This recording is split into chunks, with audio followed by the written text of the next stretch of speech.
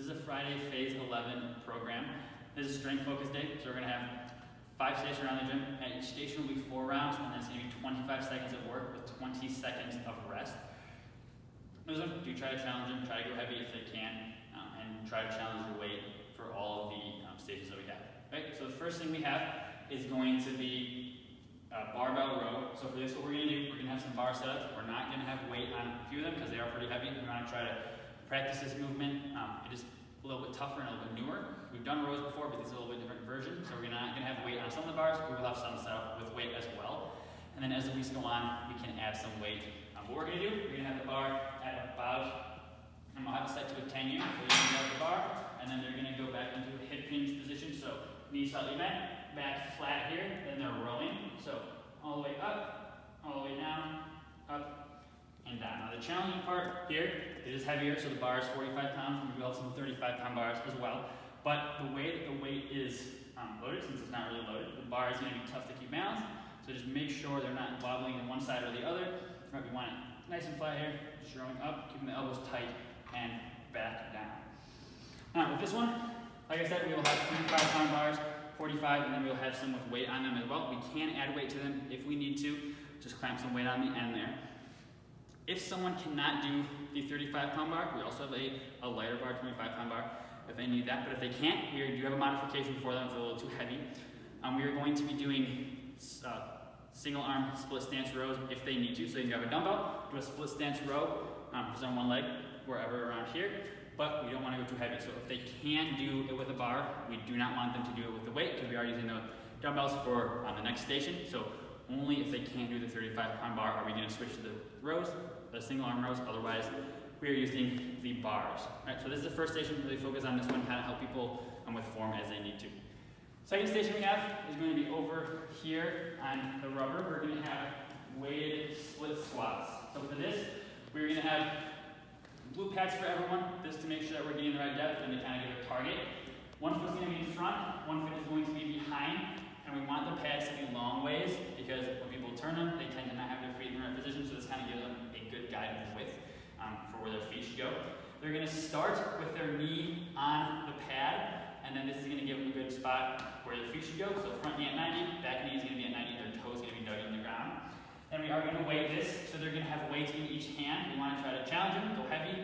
It is 25 seconds, so not super long. So do try to challenge their weight here. And all they're doing is going up and down, tapping the pad. They're not dropping onto the pad. Right? They're not doing that. They are lowering themselves, tapping it. It's a target, and then all the way back up. Drive through the front foot, just down and back up. Right, so that's the main version that we have. We have some modifications that are a little bit easier. If someone cannot do it with weight, they can do it unweighted, but everyone should be doing it with weight unless they need some other assistance. So the assistance we have is going to be a stick for stability. So they can do this weighted as well. They're going to hold the stick in the opposite hand of the foot that's forward. So my right foot's forward, the stick is in my left hand over here. Then, like I said, they can do this weighted. Almost everyone should have a weight. So they're holding the weight in the leg that is forward. Then just down and up. Same exact thing, just a little bit of support over here. So that's the last modification we have. If they need support, they can. Try to get that knee all the way down to the ground. And then we are switching legs each round. So one round they'll do one leg. Next round they will do the other leg. One thing we might run into is people not being able to get all the way down under control. With that, the people that may have that issue, what you want to do is get them as far down as they can without falling to the pad. So if they can go down as far as they can and then fall that last little bit, it's okay. Just try to focus on getting as far down as they can, working on that movement, even if they have trouble with it, so we can progress to them being able to do it better and better. Right? So that's the second station over here. Third thing we have is going to be over by the wall. We're going to have seated small chest pass. So we're going to be seated on the ground. For this, you do not want to go heavier than 12 pounds. So 12 pounds is the heaviest we'll have over here. Don't go heavier than that. Some people may want to, but you want to be quick and powerful, or powerful tosses. So don't go super heavy over here. So we're going to have our feet nice and wide here. You can have your knees slightly bent. We're going to make sure we're far enough away from the wall, because when we throw it, we want it to bounce before it gets back to us. So we'll have it by our chest. Powerful, bounce, back. Powerful, bounce, back. Powerful tosses every time. So like I said, we want it to bounce. Make sure we aren't going too close. They might forget and go really close and then hit themselves, so make sure we're not having them do that. And then, like I said, powerful tosses every time. If they want to go heavier, they can go up to 12 pounds, and then powerful tosses every time. One thing we want to make sure they're not doing is leaning and then going like that. You don't want them leaning like this. So right here, stay tall, powerful with their arms, rather than kind of leaning and using their body to project the ball. All right. So that is this one. Make sure they're far enough away and powerful passes. Next station is going to be over here. We're going to have band pull-throughs. So for this, we are grab a band here. They will be standing over the band. We'll have red and black, purple bands over here for them to use. They're going to walk out so there's some tension on the band.